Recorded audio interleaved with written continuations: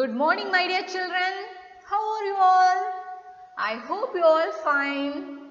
So today we are going to continue chapter 3 from geography. Okay, dear children, we are going to continue chapter 3 from geography. Okay, children. So what is the topic of our lesson? Motions of the earth. Motions of the earth. Okay, dear children. So already we have seen one video from this lesson. Yes, children. In that video we covered about rotation and revolution. Yes, children. Yes. So in this video we are going to see about seasons. Okay. So let's start this lesson. Very good. Let's start.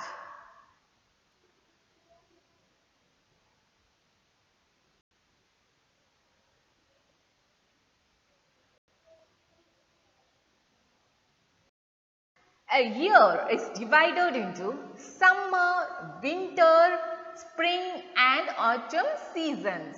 So, 1 year, we are dividing it into 4 seasons. How many seasons, my dear children? 4 seasons. What are those? Summer, winter, spring and autumn. Repeat along with me, my dear children. Summer, winter, spring and autumn. Okay, dear children. So, see how these seasons change. Seasons change due to the change in the position of the earth around the sun. So, how this position is changing? So, earth is moving around the sun. Yes, children, earth is moving around the sun. That we call it as revolution. Yes, children. So, because of that, because of the change of position of earth, we are facing different seasons. Okay, children. So, are you all clear why seasons change? Seasons change due to the change in position of the earth. Yes.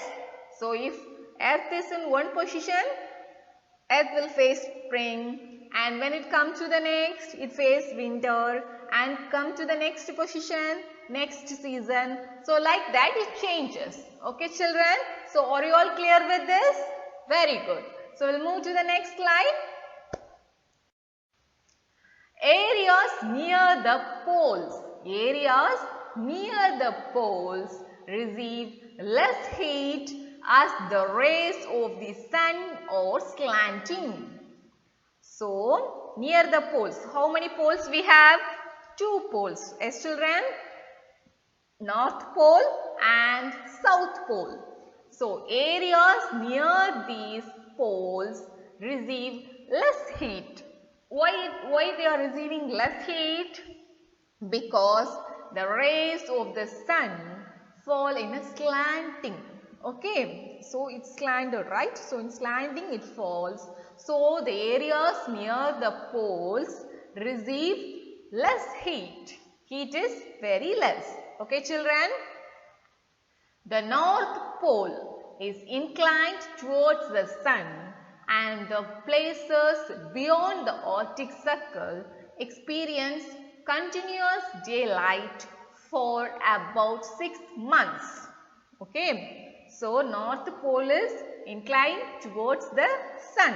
Okay, it is facing towards the sun, and the places beyond the Arctic Circle experience continuous daylight for how many months, my dear children? 6 months. 6 months continuously they receive daylight. Are you clear, my children? Very good. So, what we have seen in this slide, areas near the poles receive less heat because the rays of the sun falls there slanting. Okay, and next, North Pole is inclined towards the sun. It is facing towards the sun. So, the places beyond Arctic Circle experience continuous daylight for 6 months. Are you all clear, my dear children? Okay, very good. We'll move to the next slide. Since large portion of the northern hemisphere is getting light from the sun, it is summer in the regions north of the equator.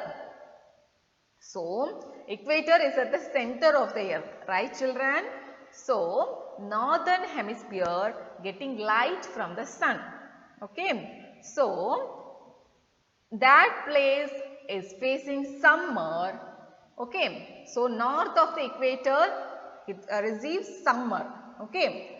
And the longest day and the shortest night at these places occur on 21st June. Okay. So, 21st June in these places, okay, in near the northern hemisphere places, the longest day is 21st June. Okay, longest day and shortest night. Day will be long and night will be short. Okay, so when that occurs, 21st June. 21st June. Okay, children. So what we studied in this slide? Large portion of the northern hemisphere getting light from the sun. So the equator is at the center. So northern part will receive summer. Okay. So the longest day and the shortest night is on 21st June. Are you all clear, children? Very good. We'll move to the next slide. At the same time, so when the northern hemisphere is facing summer, in the southern hemisphere it is reversed. In southern hemisphere it is winter season. Children understood? So when northern hemisphere is facing summer, in the southern hemisphere it is reversed. There we face winter. Okay children, here nights are longer. Here nights are longer. This position of the earth is called summer solstice. Summer solstice.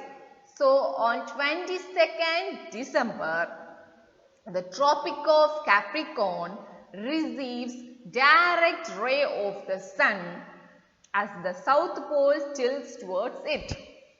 So which day, my dear children? 22nd December, Tropic of Capricorn. Which place? Tropic of Capricorn receives direct sun rays as the south pole is tilted towards it. So 22nd December, this Tropic of Capricorn receives direct light. Okay dear children. So first what we have seen, previously we have seen in northern hemisphere when it is summer, in the southern hemisphere it will be winter. Okay children, you understood that difference? Yes. And this when north is in summer and southern hemisphere is in winter, the nights are longer than the days in the southern hemisphere. Okay, and this position of the earth we call it as summer solstice. Okay, and next we have seen about which day, my dear children? 22nd December. 22nd December, Tropic of Capricorn receives direct rays of light. Okay, as the sun rays falls vertically on the top of Capricorn, the large portion of the southern hemisphere gets light. Now what happening? Southern hemisphere getting more light. So what will happen now? Southern hemisphere will receive summer. Southern hemisphere will face summer. Okay, then now days are long and nights are short in southern hemisphere. Okay, and at the same time in northern hemisphere it is in winter. Okay, this position of the earth is called winter solstice. Okay, then on 21st March and December 23rd, direct rays of the sun falls on the equator. This is about next. Till winter solstice we are going to revise now. Okay, so first we have seen about summer solstice. What is summer solstice? Summer solstice means The northern hemisphere receives summer and southern hemisphere receives winter. Yes? And next we have seen about winter solstice. In winter solstice, what is happening? Southern hemisphere facing summer and northern hemisphere facing winter. Okay, children? Very good. The next, on 21st March and September 23rd, direct rays of the sun falls on equator. Now direct rays falls on equator. Now what is going to happen? At this position, neither of the poles is tilted towards the sun. So the whole earth receives equal days and equal nights. This is called as equinox. This is called as equinox. Okay. So on 23rd September, it is autumn season in northern hemisphere and spring season in southern hemisphere. So 23rd September, okay, at that day, autumn season in northern hemisphere and spring season in southern hemisphere, okay. Then in 21st March, spring in the northern hemisphere and autumn in the southern hemisphere. Okay children, so are you all clear with this? Very good. So what we have seen first in today's video? First we have seen about seasons. So year is divided into 4 seasons: summer, winter, autumn and spring. Okay children, then we have seen about how these seasons are changing because of the change of position of the earth. Okay dear children, and next we have seen about summer solstice. So summer solstice, what is happening in summer solstice?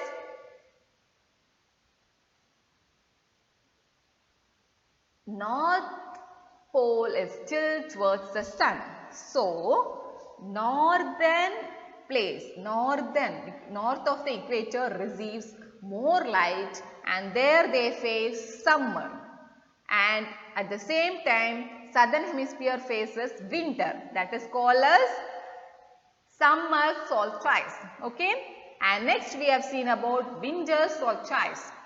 So Tropic of Capricorn receives direct rays of sun. At that time southern hemisphere receives more light and the places in the southern hemisphere receive summer season, and at the same time northern hemisphere have winter season, that is called it as winter solstice. Okay children, and last we have seen about equinox. So what is equinox? That means the position, at this position neither of the pole is tilted towards the sun. So what happens? Equal days and equal nights. Okay, that is called as equinox. Okay, in summer solstice we have seen there are difference in day and night pattern. Yes, in summer solstice northern hemisphere there are longest day and shorter nights. Okay, and in southern hemisphere days are short and nights are long. Okay, then in winter solstice in northern hemisphere days are short and nights are long, and in southern hemisphere days are longer and nights are shorter. Okay, so there are some changes in day and night patterns, but in equinox both days and nights are equal. Okay dear children, and 23rd September it is autumn season in northern hemisphere and spring season in southern hemisphere, and in 21st March spring in northern and autumn in southern hemisphere. So that's all for today's video my dear children. So thank you for listening very interestingly. Yes, it is a very interesting lesson, right? So listen carefully and very attentively. You will understand this and you will find more interesting. Yes, very interesting topic, right? Very good. So thank you children. Thank you for listening. Thank you. Have a nice day.